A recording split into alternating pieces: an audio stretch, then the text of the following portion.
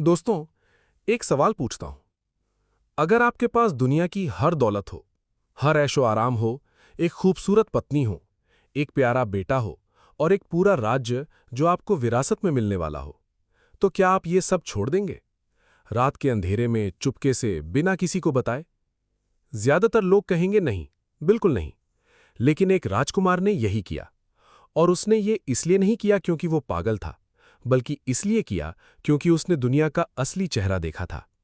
एक बूढ़ा इंसान, एक बीमार इंसान और एक मरा हुआ इंसान। बस 3 दृश्यों ने एक युवराज को सन्यासी बना दिया। और उस सन्यासी ने आगे जाकर एक ऐसा रास्ता खोजा जिसने पूरी दुनिया को बदल दिया। आज हम बात करने वाले हैं उस रास्ते की, उस सोच की, उस इंसान की।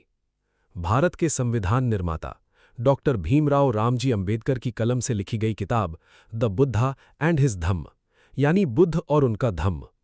ये किताब बुद्ध को भगवान की तरह नहीं देखती, ये उन्हें एक इंसान की तरह देखती है, एक क्रांतिकारी इंसान की तरह। तो अगर आप सोचते हैं कि बुद्ध का मतलब सिर्फ मूर्तियां और अगरबत्तियां हैं, तो आज की ये ऑडियो बुक आपकी सोच को पूरी तरह बदल देगी।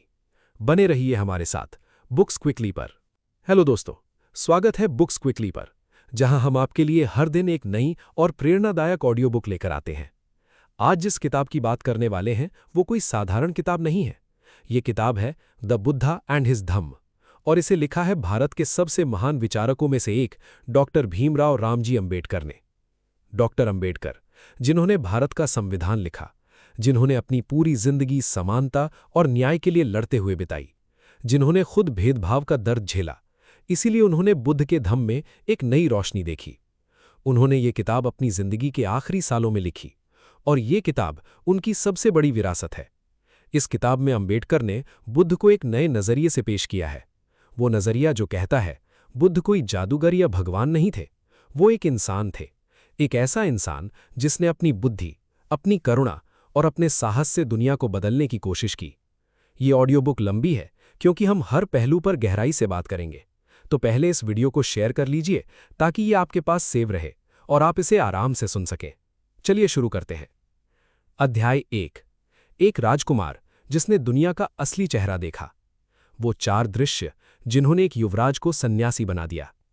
दोस्तों, एक महल की कल्पना कीजिए, जहां हर तरफ सिर्फ खुशियां हैं, संगीत है, जवान और खूबसूरत चेहरे हैं, जहां बुढ़ापे का कोई नामो निशान नहीं, बीमारी का कोई जिक्र नहीं, मौत का कोई डर नहीं। ये कोई परी कथा नहीं है, ये एक राजा का सपना था। राजा शुद्धोधन। जब उनके बेटे का जन्म हुआ तो ज्योतिषियों ने भविष्यवाणी की। उन्होंने कहा, ये बालक या तो चक्रवर्ती सम्राट बनेगा या फिर एक ऐसा महापुरुष जो पूरी दुनिया को ज्ञान का रास्ता दिखाएगा। राजा को पहला रास्ता चाहिए था, दूसरा नहीं। इसलिए उन्होंने अपने बेटे सिद्धार्थ के लिए एक सुनहरा पिंजरा बना दिया।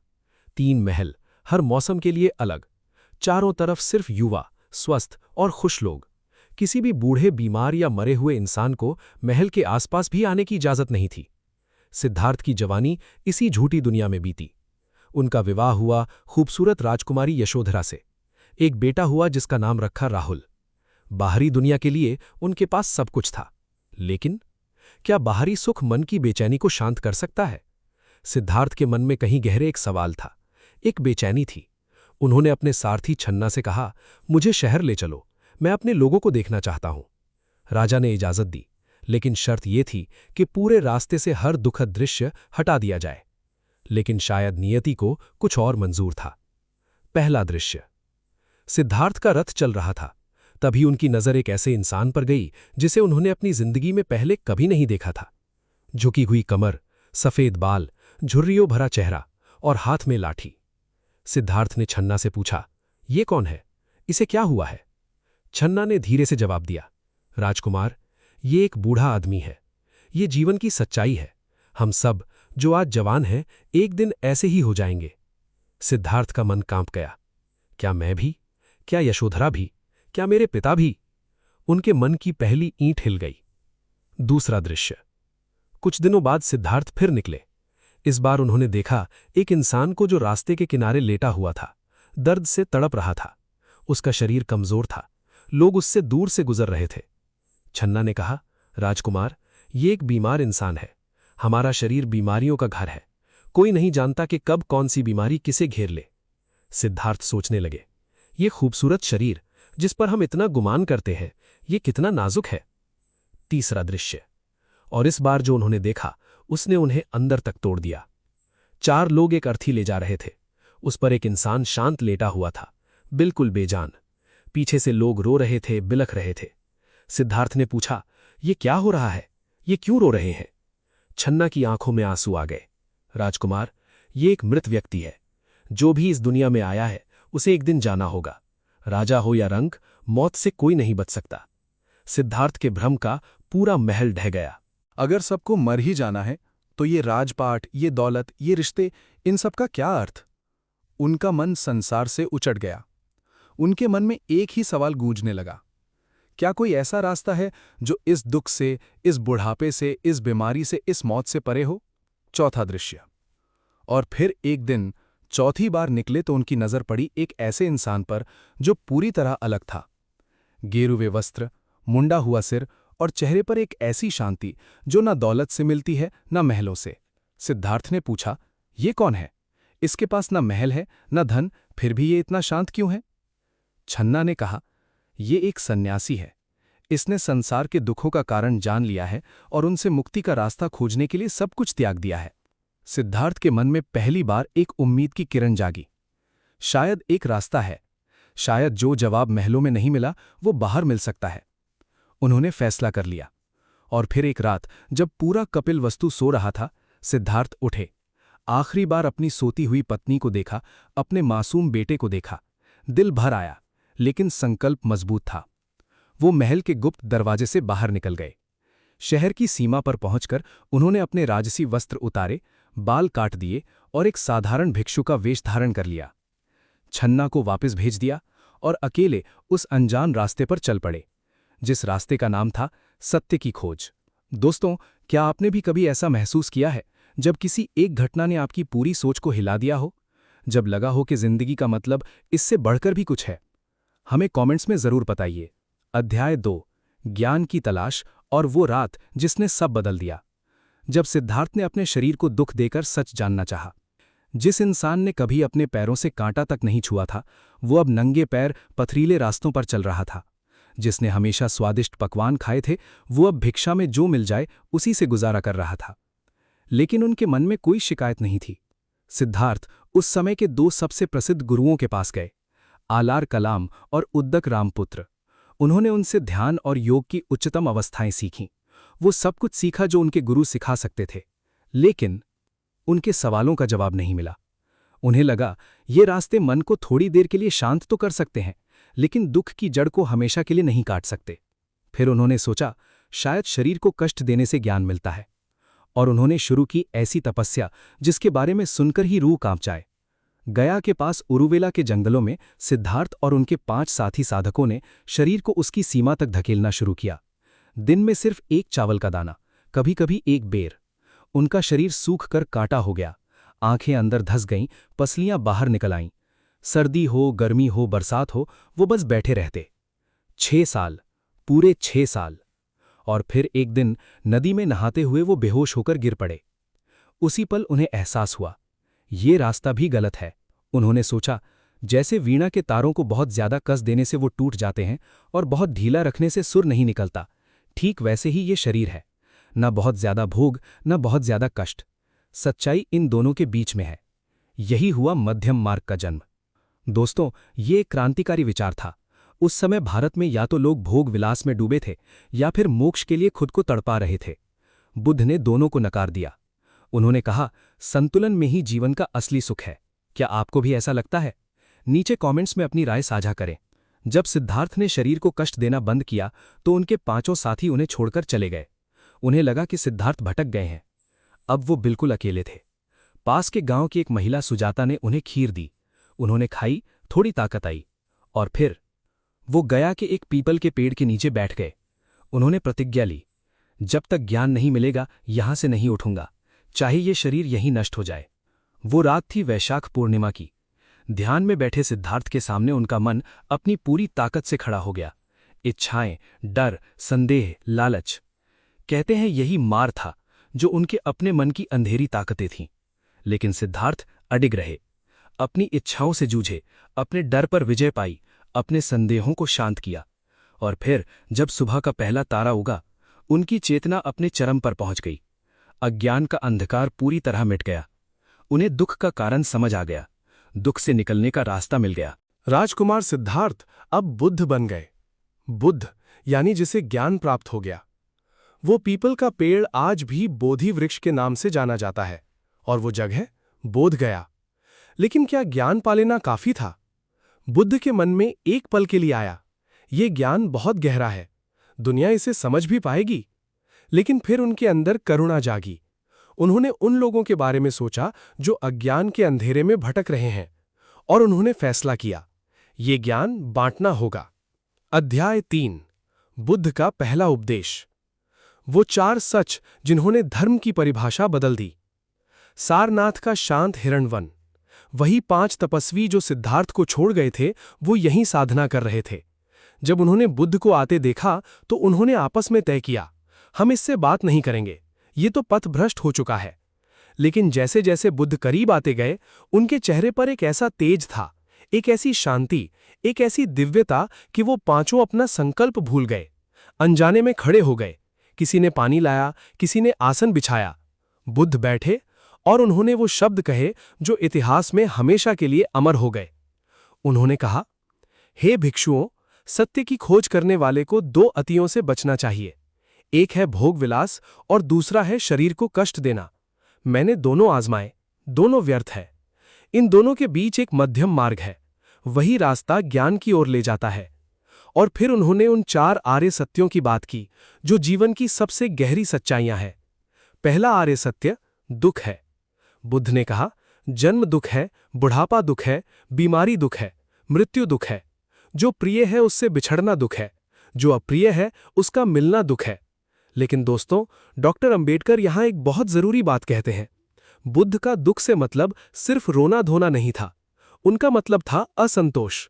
हम हमेशा किसी ना किसी चीज के पीछे भागते रहते हैं। नौकरी मिली तो प्रमोशन चाहिए, घर मिला तो बड़ा घर चाहिए। ये जो कभी ना खत्म होने वाली इच्छा है, यही असली दुख है। दूसरा आर्य सत्य दुख का कारण है, और वो कारण है तृष्णा, इच्छा, आसक्ति। हम चीजों से चिपके रहते हैं, लोगों से चिपके रहते हैं, और जब वो बदलते हैं या जाते हैं, जो कि उनका स्वभाव है, तब दुख होता है। तीसरा आर्य सत्य दुख का अंत संभव है। ये बुद्ध के धम्म का सबसे आशावादी संदेश है। उन्होंने कहा, अगर दुख का कारण है तो उस कारण को हटाकर दुख का अंत भी किया जा सकता है। इस अवस्था को निर्वाण कहते हैं, और निर्वाण का मतलब मरना नहीं है, ये जीते जी परम शांति की अवस्था है। चौथा आर्य सत्य दुख निरोध का मार्ग है। बुद्ध सिर्फ समस्या बताकर नहीं रुके, उन्होंने उसका हल भी दिया। आर्य अष्टांगिक मार्ग, 8 अंग जो आपकी सोच को, आपके वचन को और आपके कर्म को बदल देते हैं। सम्यक दृष्टि, सम्यक संकल्प, सम्यक वचन, सम्यक कर्म, सम्यक आजीविका, सम्यक व्यायाम, सम्यक स्मृति और सम्यक समाधि। डॉक्टर अंबेडकर इस पहले उपदेश को क्रांतिकारी मानते हैं। क्यों? क्योंकि इसमें भगवान का कोई जिक्र नहीं है, आत्मा का कोई जिक्र नहीं, किसी पूजा या यज्ञ का विधान नहीं। बुद्ध ने ये नहीं कहा कि मेरी पूजा करो और तुम्हारा दुख दूर हो जाएगा। उन्होंने कहा, ये दुख है, ये उसका कारण है, ये उससे निकलने का रास्ता है। रास्ता मैंने दिखा दिया, चलना तुम्हें खुद होगा। उन्होंने कहा, अपदीपो भवा, अपने दीपक स्वयं बनो। अध्याय 4, क्या बुद्ध का धम्म और धर्म एक है? डॉक्टर अंबेडकर की नज़र में सबसे अहम सवाल। दोस्तों, जब हम बुद्ध शब्द सुनते हैं तो हमारे मन में अक्सर मंदिर, मूर्तियां और पूजा की छवि आती है। लेकिन डॉक्टर अंबेडकर एक बहुत गहरा सवाल उठाते हैं। क्या बुद्ध ने कोई धर्म बनाया था या उन्होंने एक धम्म का रास्ता दिखाया था? आपको लग सकता है ये तो एक ही बात है, लेकिन अंबेडकर कहते हैं इन दोनों में जमीन आसमान का फर्क है। धर्म की बुनियाद होती है ईश्वर में विश्वास, आत्मा की अमरता, मोक्ष या स्वर्ग और उन्हें पाने के लिए पूजा पाठ और कर्मकांड। अब बुद्ध की उपदेशों पर नजर डालिए। क्या बुद्ध ने ईश्वर की बात की? नहीं।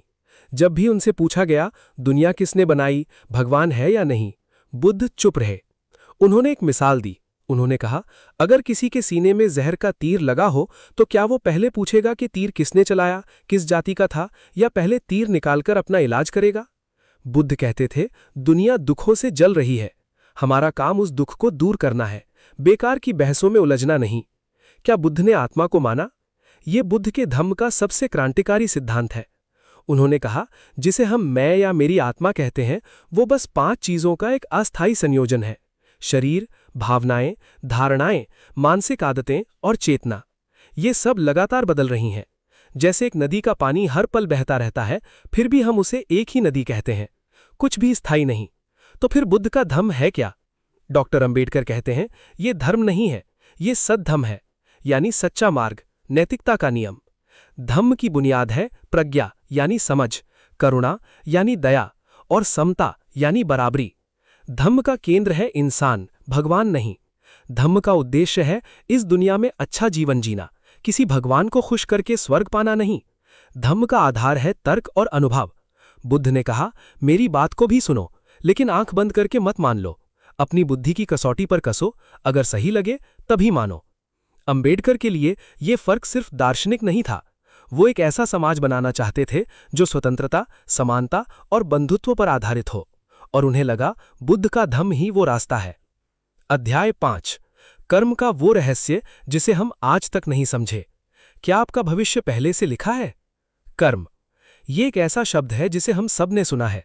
ज्यादातर लोग मानते हैं कर्म यानी भाग्य, पिछले जन्मों के पापों का फल, और अगर हम दुखी हैं तो ये हमारे किसी पुराने बुरे कर्म का नतीजा है। इस सोच ने भारतीय समाज पर बहुत गहरा असर डाला है। खासकर जो लोग शोषित हैं, उन्हें ये यकीन दिलाया गया है कि उनकी गरीबी उनकी अपनी गलती है, पिछले जन्म के पापों का नतीजा। डॉक्टर अंबेडकर इस व्याख्या को पूरी तरह खारिज करते हैं। वो कहते हैं, ये बुद्ध के कर्म सिद्धांत का विकृत रूप है। बुद्ध का असली कर्म सिद्धांत इससे बिल्कुल अलग है। बुद्ध के लिए कर्म का मतलब बाहरी क्रिया नहीं है। कर्म का मतलब है इरादा, चेतना। उन्होंने कहा, हे भिक्षुओं, मैं चेतना को ही कर्म कहता हूं। अगर आप गलती से किसी को चोट पहुंचाते हैं और जानबूझकर किसी को चोट पहुंचाते हैं, तो दोनों का फल एक जैसा नहीं होगा। इरादा अलग, कर्म अलग। दूसरी बात, यह सिद्धांत भाग्य का सिद्धांत नहीं है, ये कारण और प्रभाव का नियम है। जैसे आम का बीज बोने से आम का पेड़ ही उगेगा, वैसे ही अच्छे इरादे से किया काम अच्छा फल देगा। इसमें कोई भगवान हिसाब नहीं कर रहा है, ये एक प्राकृतिक नियम है। और इसका मतलब है, आप अपने भविष्य के निर्माता खुद है। आपका आज आपके अतीत के कर्मों का फल है, लेकिन आने वाला कल आपके आज के कर्मों पर निर्भर करेगा। और तीसरी सबसे क्रांतिकारी बात, जब ब्राह्मण कहते थे कि कोई व्यक्ति शूद्र इसलिए है क्योंकि उसने पिछले जन्म में पाप किए, तो बुद्ध ने इसका सीधा खंडन किया। उन्होंने कहा, कोई भी इंसान जन्म से ऊंच या नीच नहीं होता। व्यक्ति अपने कर्म से, अपने कामों से ऊंच या नीच बनता है। ये उस समय के लिए एक बहुत बड़ी सामाजिक क्रांति थी। तो संक्षेप में बुद्ध का कर्म सिद्धांत क्या है? पहला, कर्म का मतलब इरादा है, सिर्फ क्रिया नहीं। दूसरा, ये भाग्य नहीं, कारण और प्रभाव का नियम है। तीसरा, ये आपको अपने भविष्य का निर्माता बनाता है। और चौथा, ये जन्म पर आधारित भेदभाव को खारिज करता है। शक्ति आपके अंदर है। अध्याय 6, जब बुद्ध ने जाति व्यवस्था को चुनौती दी। जाति से नहीं, कर्म से महान बनता है इंसान। आज से 2500 साल पहले का भारत, एक ऐसा समाज जहां ब्राह्मण का बेटा ब्राह्मण ही होगा, चाहे वो कितना भी अज्ञानी हो, और शूद्र का बेटा शूद्र ही रहेगा, चाहे वो कितना भी ज्ञानी हो। ज्ञान पाने का अधिकार, सम्मान से जीने का अधिकार कुछ खास लोगों तक सीमित था। डॉक्टर अंबेडकर के लिए ये सिर्फ एक सामाजिक व्यवस्था नहीं थी, ये एक मानसिक गुलामी थी। और इसीलिए वो बुद्ध की ओर आकर्षित हुए, क्योंकि बुद्ध वो पहले महापुरुष थे जिन्होंने इस अमानवीय व्यवस्था पर सीधा प्रहार किया। बुद्ध का सबसे बड़ा हथियार था तर्क। एक बार एक ब्राह्मण ने कहा, हम ब्रह्मा के मुख से पैदा हुए हैं, इसलिए हम श्रेष्ठ हैं। बुद्ध ने मुस्कुराकर पूछा, हे ब्राह्मण, क्या तुमने कभी किसी ब्राह्मणी को गर्भ धारण करते और बच्चे को जन्म देते नहीं देखा? तुम भी तो उसी तरह पैदा हुए हो जैसे हर दूसरा इंसान। तो ये ब्रह्मा के मुख की बात कैसी? अकाट्य तर्क। दूसरा हथियार था कर्म का सिद्धांत। उन्होंने घोषणा की, कोई जन्म से ब्राह्मण नहीं होता और कोई जन्म से अब्राह्मण नहीं होता। व्यक्ति अपने कर्म से ब्राह्मण बनता है। उन्होंने ब्राह्मण शब्द की परिभाषा ही बदल दी। असली ब्राह्मण वो है जिसने अपने मन से क्रोध, घृणा और अज्ञान को निकाल दिया हो, जो सदाचारी, ज्ञानी और शांत हो, चाहे वो किसी भी कुल में पैदा हुआ हो। और तीसरा हथियार था व्यवहार। बुद्ध ने जो संघ बनाया उसमें हर जाति और हर वर्ण के लोगों के लिए दरवाजे खुले थे। उनके संघ में उपाली था, जो नाई था, बाद में विनय का सबसे महान ज्ञाता बना। उनके संघ में सुनीत था, जिसे समाज अछूत मानता था। बुद्ध ने उसे दीक्षा दी और सम्मान दिया। जब ये सब लोग भिक्षु बनते थे तो उनकी पुरानी जाति की पहचान खत्म हो जाती थी। वो सब बराबर हो जाते थे। एक साथ बैठकर खाते हैं, एक साथ रहते हैं, एक साथ ज्ञान की चर्चा करते। सोचिए उस समाज में ये कितनी बड़ी बात थी, जहां एक ब्राह्मण और एक शूद्र का एक ही थाली में खाना सपने में भी संभव नहीं था। बुद्ध ने महिलाओं को भी संघ में प्रवेश दिया। अपनी मौसी महाप्रजापति गौतमी के आग्रह पर भिक्षुणी संघ की स्थापना की। उस समय के लिए यह भी एक बहुत साहसिक कदम था। उन्होंने अपना उपदेश संस्कृत में नहीं दिया, जो सिर्फ कुछ विद्वान समझते थे। उन्होंने आम लोगों की भाषा पाली में बोली, ताकि हर इंसान तक संदेश पहुंचे। दोस्तों, आज भी जब हम जाति और धर्म के नाम पर भेदभाव देखते हैं, तो क्या बुद्ध का ये संदेश हमें कुछ नहीं सिखाता? अपनी राय कमेंट्स में जरूर बताएं। अध्याय 7, भिक्षुओं का वो संगठन जिसने इतिहास रच दिया। क्या था बुद्ध के संघ का असली मकसद? बुद्ध जानते थे एक दिन उन्हें भी शरीर त्यागना होगा, तो उनके बाद उनके धम्म को, इस मशाल को कौन आगे ले जाएगा? इसी सवाल का जवाब था संघ। लेकिन संघ कोई आश्रम नहीं था जहां लोग दुनिया से कटकर सिर्फ अपनी मुक्ति की सोचें। बुद्ध के भिक्षु दुनिया में रहते थे, लोगों के बीच जाते थे। साल के 8 महीने वो एक गांव से दूसरे गांव पैदल यात्रा करते, लोगों को धम्म का रास्ता बताते। वो सिर्फ उपदेशक नहीं थे, वो लोगों के दोस्त, मार्गदर्शक और सलाहकार भी थे। और बुद्ध ने संघ को एक आदर्श लोकतंत्र के सिद्धांतों पर बनाया। उस जमाने में जब हर तरफ राजतंत्र था, ये एक अविश्वसनीय बात थी। संघ के सभी फैसले बहुमत से होते थे। हर भिक्षु को, चाहे वो नया हो या पुराना, बराबरी का अधिकार था। नियम किसी एक व्यक्ति ने नहीं बनाए। जब भी कोई समस्या आई, बुद्ध ने सबको इकट्ठा किया, चर्चा हुई और सबकी सहमति से नियम बना। और सबसे अहम बात, बुद्ध ने खुद को संघ का मालिक नहीं बनाया। उन्होंने कहा, मेरे बाद धम्म ही तुम्हारा गुरु होगा। उन्होंने किसी व्यक्ति को नहीं, एक विचार को सर्वोच्च बनाया। भिक्षुओं का जीवन बहुत सादा था। 3 जोड़ी वस्त्र, एक भिक्षा पात्र और बस। भोजन भिक्षा मांगकर, दिन में सिर्फ एक बार। कोई धन नहीं, कोई संपत्ति नहीं। लेकिन इस सादगी के पीछे एक गहरा कारण था। जब एक भिक्षु भिक्षा मांगता था तो वो सिर्फ भोजन नहीं मांग रहा था, वो अपने अहंकार को खत्म कर रहा था। और जब कोई गृहस्थ दान देता था तो वो सिर्फ भोजन नहीं दे रहा था, वो धम्म के प्रसार में भागीदार बन रहा था। डॉक्टर अंबेडकर कहते हैं, संघ का सबसे बड़ा मकसद था एक आदर्श समाज का जीता जागता मॉडल बनाना। एक ऐसा समाज जहां कोई जाति भेद नहीं, स्त्री पुरुष बराबर, लोकतांत्रिक फैसले और कोई निजी संपत्ति नहीं। बुद्ध दुनिया को दिखाना चाहते थे ऐसा समाज संभव है। और उन्होंने अपने भिक्षुओं को एक मिशन दिया, चरथ भिक्षवे चारिकम बहुजन हिताय बहुजन सुखाय। यानी जाओ, यात्रा करो, बहुत लोगों के हित के लिए, बहुत लोगों के सुख के लिए। ये संघ का मिशन था। अध्याय 8, क्या आम इंसान भी बुद्ध के रास्ते पर चल सकता है? गृहस्थों के लिए बुद्ध का सरल मार्ग।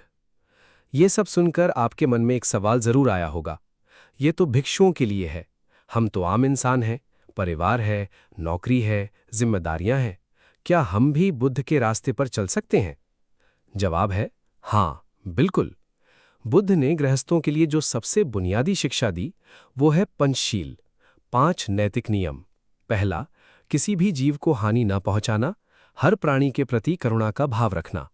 दूसरा, चोरी न करना, धोखाधड़ी और बेईमानी से बचना। तीसरा, अपने साथी के प्रति वफादार रहना और उसे सम्मान देना। चौथा, झूठ ना बोलना, कठोर वचन से बचना।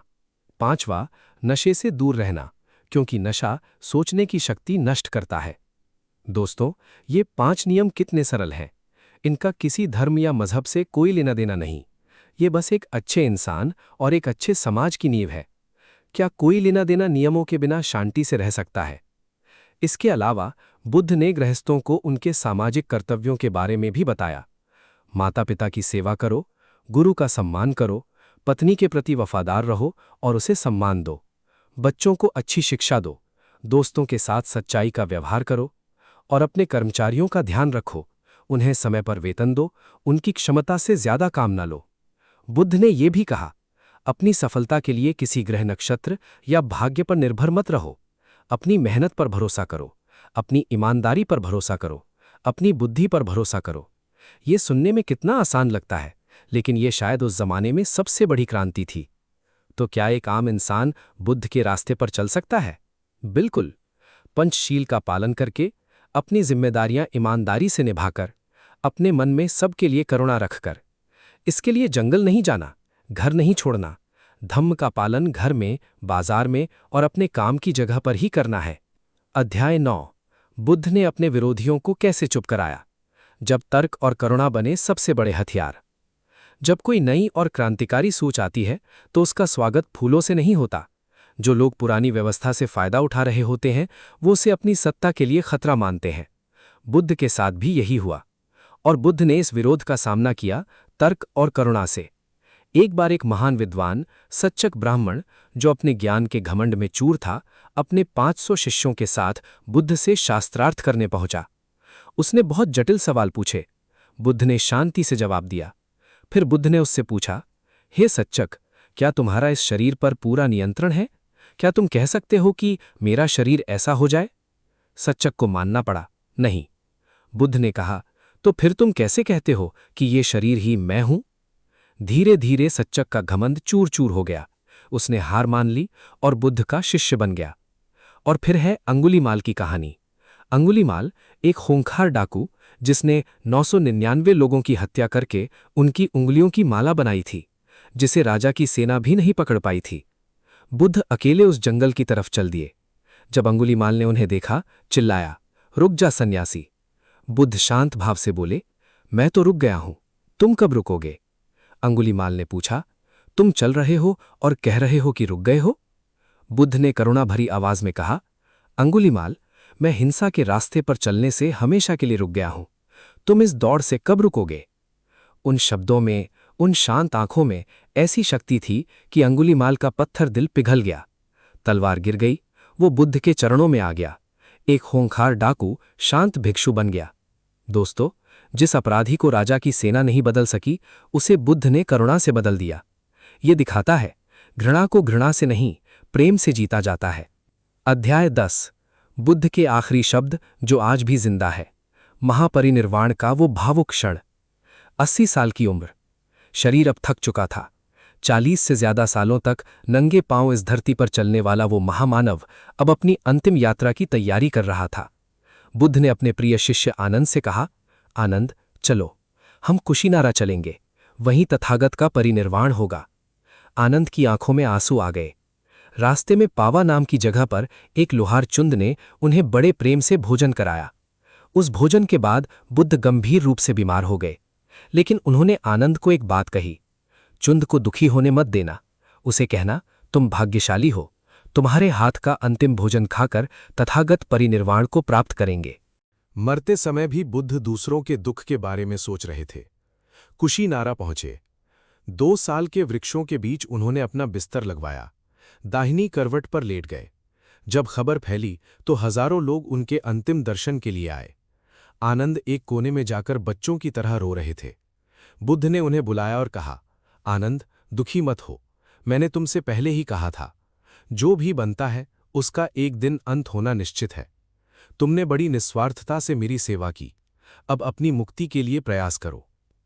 बुद्ध ने वहां इकट्ठे सभी भिक्षुओं से पूछा, हे भिक्षुओं, क्या तुम्हारे मन में कोई शंका है, कोई सवाल है? अभी पूछ लो। सब चुप रहे। और फिर बुद्ध ने वो अंतिम शब्द कहे, वह जसंघारा अपमादेन संपादित। सभी बनी हुई चीजें नाशवान हैं।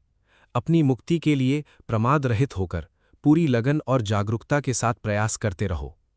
इन शब्दों के बाद बुद्ध ध्यान की गहरी अवस्थाओं में चले गए और अंत में उन्होंने महापरिनिर्वाण प्राप्त किया। दोस्तों, इन अंतिम शब्दों में बुद्ध की पूरी शिक्षा का सार है। पहली बात, हर चीज अनित्य है, कुछ भी स्थायी नहीं, तो किसी भी चीज से बहुत ज्यादा चिपको मत। और दूसरी बात, अपनी मुक्ति के लिए खुद प्रयास करो, किसी और पर निर्भर मत रहो। बुद्ध ने रास्ता दिखाया, दीपक जलाया, लेकिन उस रास्ते पर चलना तुम्हें खुद होगा। अप्पदीपो भव। अध्याय 11। निष्कर्ष। खैर, हम बुद्ध और उनके धम्म से क्या सीख सकते हैं? डॉक्टर अंबेडकर का अंतिम संदेश। दोस्तों, अगर आप यहां तक हमारे साथ बने हुए हैं तो मैं आपका तहे दिल से शुक्रिया अदा करना चाहता हूं। आपने एक राजकुमार के बुद्ध बनने की यात्रा देखी, उनके ज्ञान को, उनके धम्म को, उनकी सामाजिक क्रांति को और उनके अंतिम शब्दों को सुना। अब सवाल ये है, हम इससे अपनी जिंदगी में क्या सीख ले सकते हैं? डॉक्टर अंबेडकर ने ये किताब सिर्फ बुद्ध की जीवनी लिखने के लिए नहीं लिखी।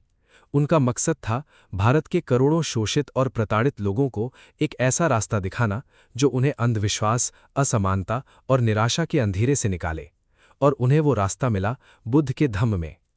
तो इस पूरी ऑडियो बुक की मुख्य सीखें क्या हैं? पहली सीख, बुद्ध कोई भगवान नहीं थे, वो एक इंसान थे जिसने अपनी मेहनत और अपने संकल्प से ज्ञान पाया। ये हमें बताता है शक्ति हमारे अंदर है, किसी चमत्कार का इंतजार मत करो। दूसरी सीख, तर्क और अनुभव को आधार बनाओ। किसी भी बात को आंख बंद करके मत मानो, अपनी बुद्धि का इस्तेमाल करो। ये वैज्ञानिक दृष्टिकोण आज के ज़माने में और भी ज़रूरी है। तीसरी सीख, मध्यम मार्ग का सिद्धांत। जीवन में संतुलन सबसे ज़रूरी है, न बहुत ज़्यादा न बहुत कम। चौथी सीख, समानता का संदेश। कोई इंसान जन्म से ऊंच या नीच नहीं होता। भेदभाव एक इंसानी बुराई है। एक न्यायपूर्ण समाज के लिए संघर्ष करना हर इंसान की जिम्मेदारी है। पांचवीं सीख, करुणा और अहिंसा की शक्ति। घृणा को घृणा से नहीं, प्रेम से जीता जाता है। और छठी, सबसे अहम सीख, अप्पदीपो भव। अपने दीपक स्वयं बनो। अपनी मुक्ति के लिए, अपने उद्धार के लिए किसी और पर निर्भर मत रहो। ये इंसान को दी गई सबसे बड़ी स्वतंत्रता है। डॉक्टर अंबेडकर चाहते थे कि भारत का हर नागरिक इन सिद्धांतों को जिए, प्रज्ञा से, करुणा से और समता से। दोस्तों, ये ऑडियो बुक यहाँ समाप्त होती है, लेकिन इन विचारों की यात्रा यहाँ नहीं रुकनी चाहिए। इन पर सोचिए, मनन कीजिए और जो भी अच्छा लगे उसे अपनी जिंदगी का हिस्सा बनाने की कोशिश कीजिए। अगर इस ऑडियो बुक ने आपको कुछ भी नया सोचने पर मजबूर किया हो तो इस वीडियो को लाइक करें, अपने दोस्तों और परिवार के साथ शेयर करें ताकि ये संदेश ज़्यादा से ज़्यादा लोगों तक पहुँचे। और अगर आप बुक्स क्विकली पर नए हैं तो चैनल को सब्सक्राइब ज़रूर करें। हम आपके लिए ऐसी ही ज्ञानवर्धक और प्रेरणादायक ऑडियो बुक्स लाते रहते हैं। आपके मन में इस ऑडियो बुक को लेकर कोई भी सवाल या विचार हो तो नीचे कमेंट्स में हमें ज़रूर बताएं। याद रखिए, बुद्ध ने कहा था, अप्पदीपो भव। अपने दीपक स्वयं बनो। इसी संदेश के साथ मैं आपसे विदा लेता हूं। सुनने के लिए बहुत बहुत धन्यवाद।